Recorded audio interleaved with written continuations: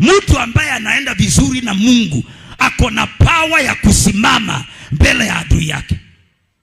Ukifanya vile Mungu anataka, utapata uwezo wa kusimama mbele ya umaskini, uwezo wa kusimama mbele ya magonjwa, uwezo wa kusimama mbele ya adui. Ukiona umekosa power mbele ya adui yako, kuna mahali umepitana na Mungu. Ukikaa vile neno la Mungu linasema, utakuwa na uwezo wa kusimama mbele ya adui yako. Ndio Mungu akamwambia Joshua, Israeli hana uwezo wa kusimama mbele ya adui. Akiona adui anatetemeka, akiona adui anamuonyesha kisogo, kwa sababu Israeli amefanya dhambi. Nguvu ya kusimama mbele ya adui yake ameikosa. Mtu akikaa vizuri na Mungu anapata uwezo wa kusimama mbele ya adui zake.